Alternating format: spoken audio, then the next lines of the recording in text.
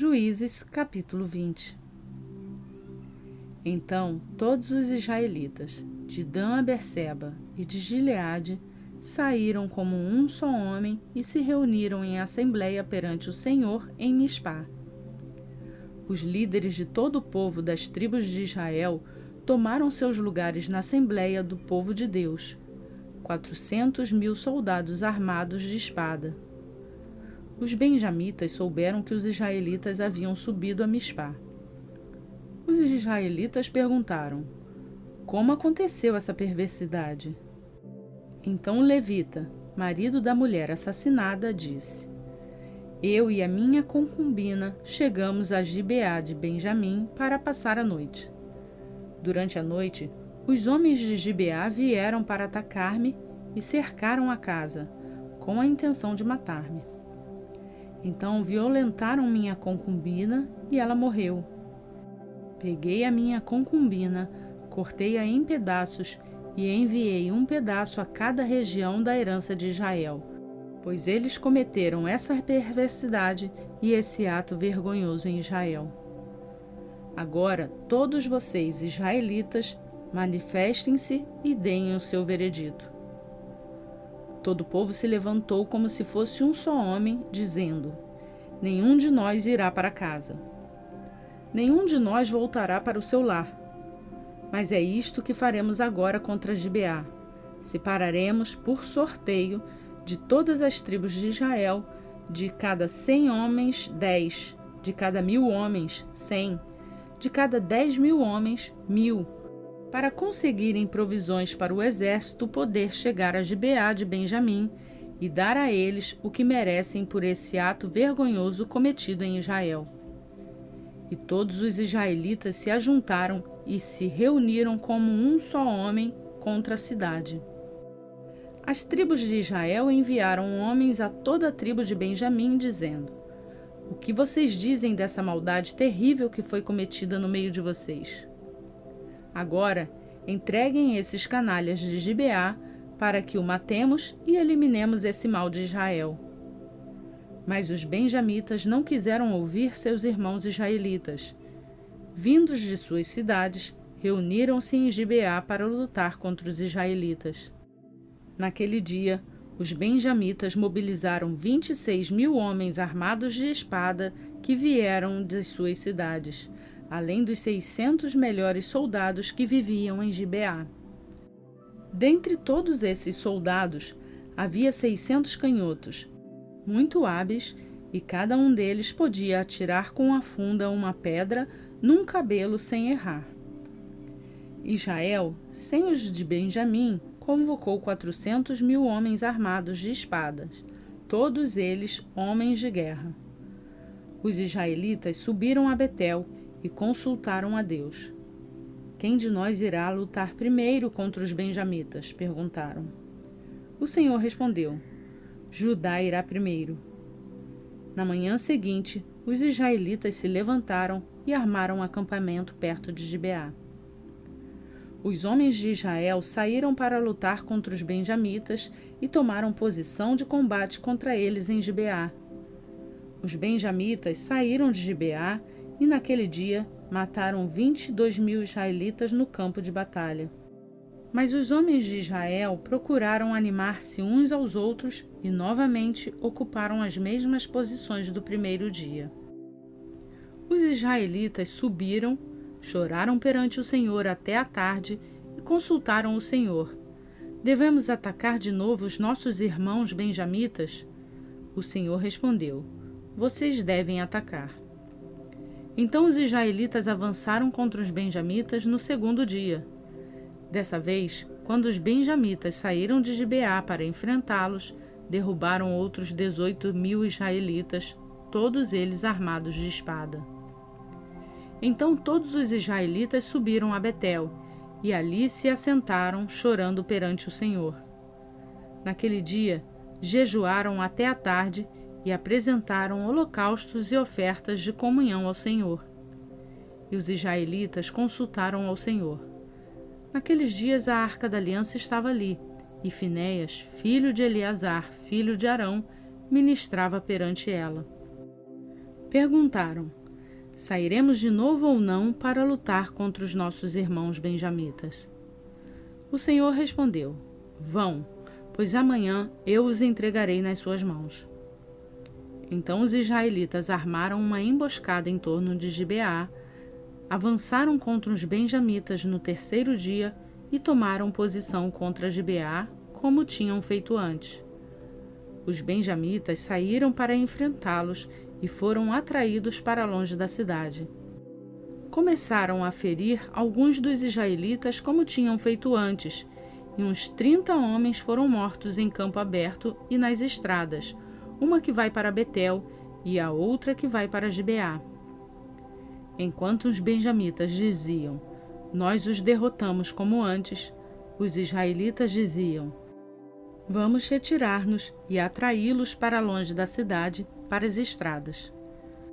Todos os homens de Israel saíram dos seus lugares e ocuparam posição de Baal-Tamar, e a emboscada israelita atacou da sua posição a oeste de Gibeá. Então, 10.000 homens dos melhores soldados de Israel iniciaram um ataque frontal contra Gibeá. O combate foi duro e os benjamitas não perceberam que a desgraça estava próxima deles. O Senhor derrotou Benjamim perante Israel, e naquele dia os israelitas feriram 25.100 benjamitas, todos armados de espada. Então os benjamitas viram que estavam derrotados. Os israelitas bateram em retirada diante de Benjamim, pois confiavam na emboscada que tinham preparado perto de Gibeá.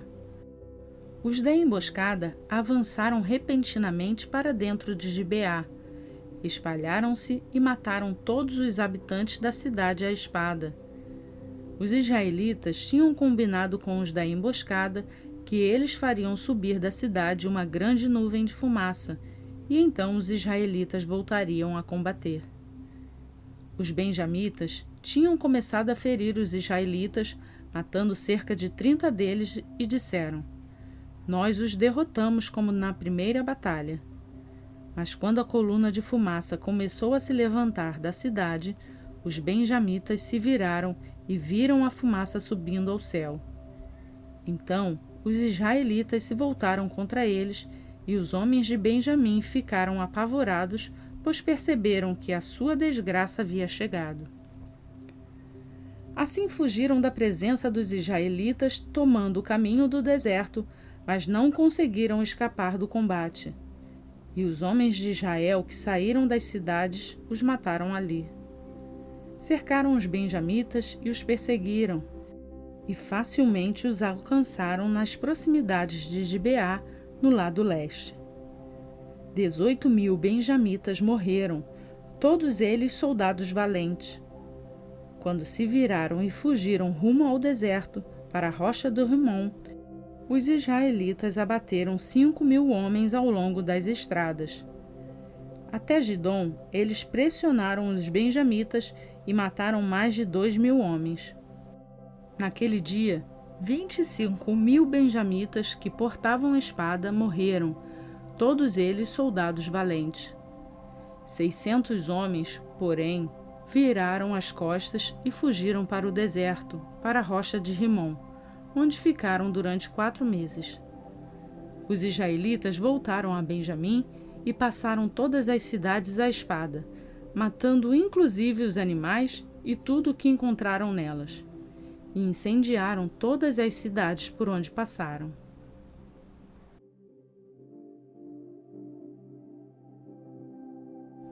Juízes, capítulo 21. Os homens de Israel tinham feito este juramento em Mispá: nenhum de nós dará sua filha em casamento a um benjamita. O povo foi a Betel, onde esteve sentado perante Deus até a tarde, chorando alto e amargamente. Ó Senhor Deus de Israel, lamentaram: por que aconteceu isso em Israel? Por que teria que faltar hoje uma tribo em Israel? Na manhã do dia seguinte, o povo se levantou cedo, construiu um altar e apresentou holocaustos e ofertas de comunhão. Os israelitas perguntaram: quem dentre todas as tribos de Israel deixou de vir à assembleia perante o Senhor? Pois tinham feito um juramento solene de que qualquer que deixasse de se reunir perante o Senhor em Mispá seria morto. Os israelitas prantearam pelos seus irmãos benjamitas. Hoje, uma tribo foi eliminada de Israel, diziam. Como poderemos conseguir mulheres para os sobreviventes, visto que juramos pelo Senhor não lhes dar em casamento nenhuma de nossas filhas? Então perguntaram: qual das tribos de Israel deixou de reunir-se perante o Senhor em Mispá? Descobriu-se então que ninguém de Jabes de Gileade tinha vindo ao acampamento para a assembleia. Quando contaram o povo, verificaram que ninguém do povo de Jabes de Gileade estava ali. Então a comunidade enviou 12.000 homens de guerra com instrumentos para irem a Jabes de Gileade e matarem à espada todos os que viviam lá, inclusive mulheres e crianças. É isto que vocês deverão fazer, disseram. Matem todos os homens e todas as mulheres que não forem virgens. No meio de todo o povo que vivia em Jabes de Gileade, encontraram 400 moças virgens e as levaram para o acampamento de Siló, em Canaã. Depois a comunidade toda enviou uma oferta de comunhão aos benjamitas que estavam na rocha de Rimom.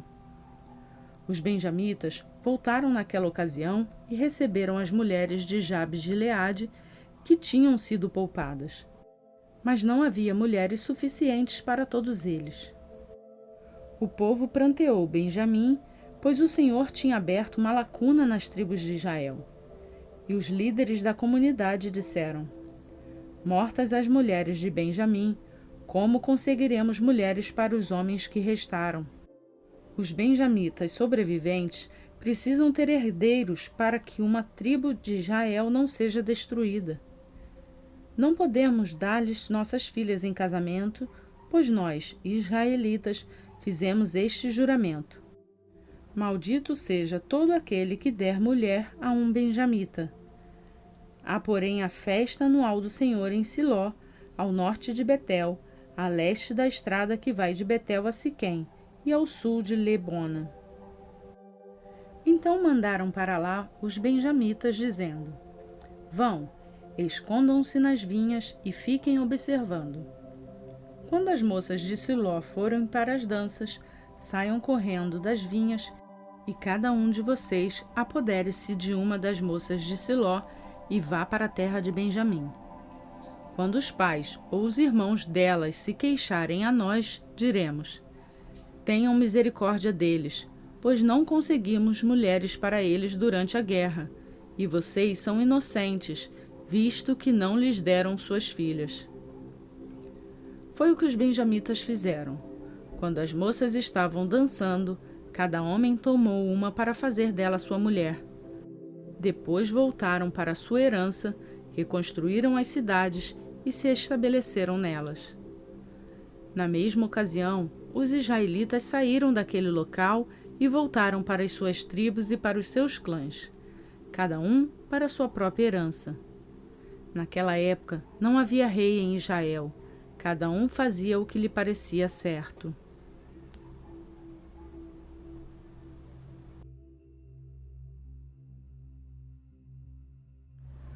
Romanos capítulo 2. Portanto, você que julga os outros é indesculpável, pois está condenando você mesmo naquilo em que julga, visto que você, que julga, pratica as mesmas coisas. Sabendo que o juízo de Deus contra os que praticam tais coisas é conforme a verdade. Assim, quando você, um simples homem, o julga, mas pratica as mesmas coisas, pensa que escapará do juízo de Deus?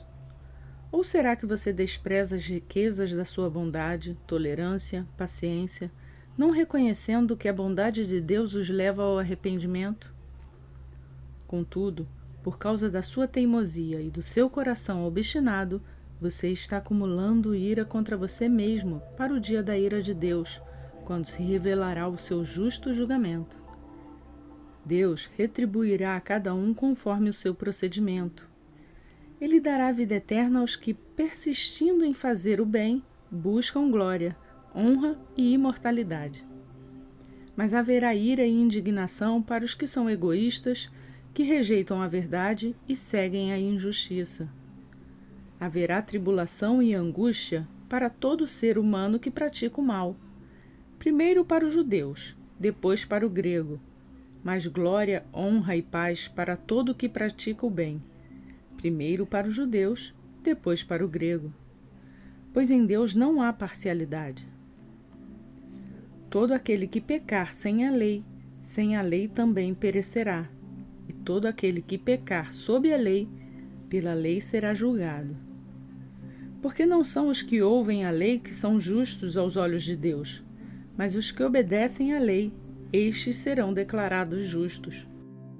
De fato, quando os gentios que não têm a lei praticam naturalmente o que ela ordena, tornam-se lei para si mesmos, embora não possuam a lei, pois mostram que as exigências da lei estão gravadas em seu coração. Disso dão testemunho também a sua consciência e os pensamentos deles, ora acusando-os, ora defendendo-os. Isso tudo se verá no dia em que Deus julgar os segredos dos homens, mediante Jesus Cristo, conforme declara o meu Evangelho. Ora, você leva o nome de judeu, apoia-se na lei e orgulha-se de Deus. Você conhece a vontade de Deus e aprova o que é superior, porque é instruído pela lei. Você está convencido de que é guia de cegos, luz para os que estão em trevas, instrutor de insensatos, mestre de crianças, porque tem na lei a expressão do conhecimento e da verdade. E então, você que ensina os outros, não ensina você mesmo? Você que prega contra o furto, furta? Você que diz que não se deve adulterar, adultera? Você que detesta ídolos, rouba-lhes os templos? Você que se orgulha da lei, desonra a Deus, desobedecendo a lei? Pois como está escrito, o nome de Deus é blasfemado entre os gentios por causa de vocês. A circuncisão tem valor se você obedece à lei, mas se você desobedece à lei, a sua circuncisão já se tornou incircuncisão. Se aqueles que não são circuncidados obedecem aos preceitos da lei, não serão eles considerados circuncidados? Aquele que não é circuncidado fisicamente, mas obedece à lei, condenará você que, tendo a lei escrita e a circuncisão, é transgressor da lei. Não é judeu quem é apenas exteriormente, nem é circuncisão a que é meramente exterior e física. Não, judeu é quem é o interiormente, e circuncisão é operada no coração, pelo Espírito, e não pela lei escrita. Para estes, o louvor não provém dos homens, mas de Deus.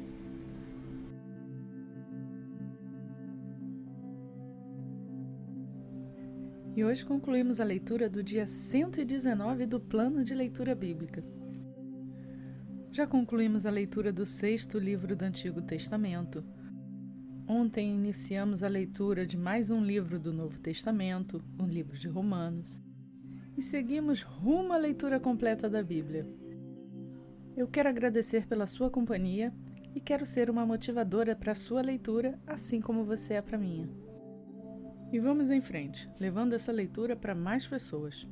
Para isso, basta você curtir esse vídeo e, se desejar, compartilhe essa leitura com outras pessoas.